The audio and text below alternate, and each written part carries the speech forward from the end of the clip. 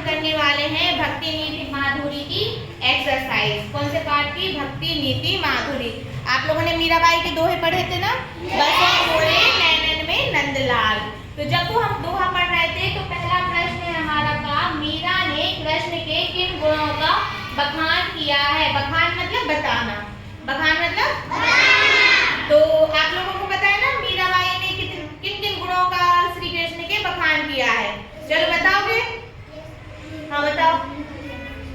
ये जो लिखा है उसको छोड़ के बताओ, इसके अलावा भी तो बहुत सारी चीजें उन्होंने बताई है।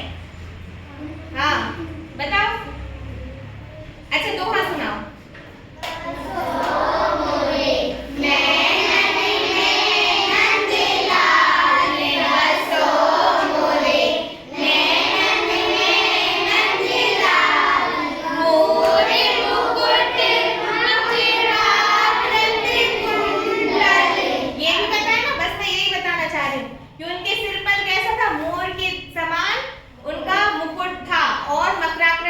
मतलब कैसी मछली की आकृति के उन्होंने क्या पहन रखे थे? कुंडल। कुंडल मींस कानों के। ठीक है, तो हर एक लाइन में जो मैंने मतलब बताया था उनमें से कुछ को लिखा है ना।